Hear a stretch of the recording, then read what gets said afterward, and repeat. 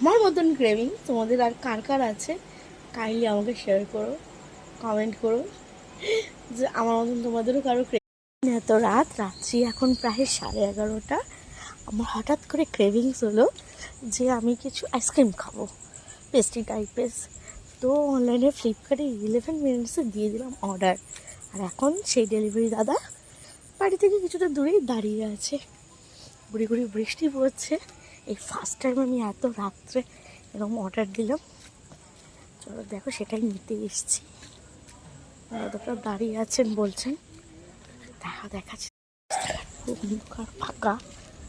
দাদাটা ঠিক কোথায় আছে জানি না, ওই যে দাদাটা দাঁড়িয়ে।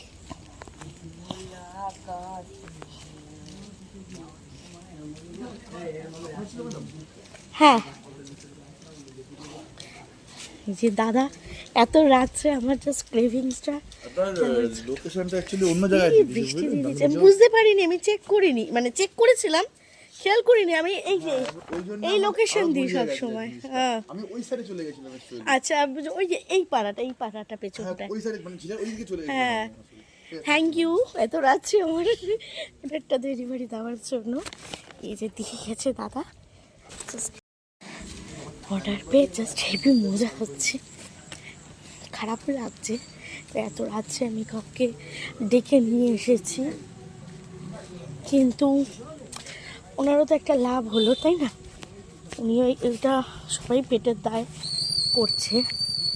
হয়তো দেখা গেল ওনার কোনো টার্গেট ছিল, পূরণ না হলে আমার দ্বারা যদি তার টার্গেটটা পূরণ হলো। কারণ সেলস পার্সনদের, আমিও একটা অফিসে জব করি যেখানে আমাদের সেলসের চাইলেরা থাকে, তাদেরও টার্গেট থাকে। টার্গেট জিনিসটা বুঝি, খারাপ লাগে, কিন্তু তারপরেও সব জায়গাটা মিলিয়ে ঘুরে ঘুরে বৃষ্টি স্টার্ট হয়ে গেছে। পুরো চারিদিকটা দেখতে পাচ্ছ, পুরো অন্ধকার। মানে অ্যাকচুয়ালি এখানে তো এখন তো সোলার লাইটের সিস্টেম হয়ে গেছে, শুধু ঝড় বৃষ্টি হবে বলে আমাদের বাড়ির যে আশেপাশের লাইটগুলো সব বন্ধ করে দিয়েছে।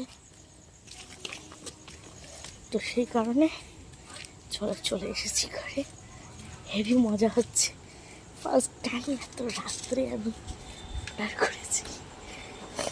লস্যি স্মুদি, সরি এটা স্মুদি, এটা লিচি, আর এটা হলো তোমার ব্লুবেরি, আর এই দুটো চাস, বাটার মিল্ক চাস। আর এই যে যেটার জন্য মেনত দেওয়া, এই যে এবার হবে আমার জাস্ট ক্রেভিংস মেটানোর টাইম। চলো টাটা, গুড নাইট সকলকে। আমার এই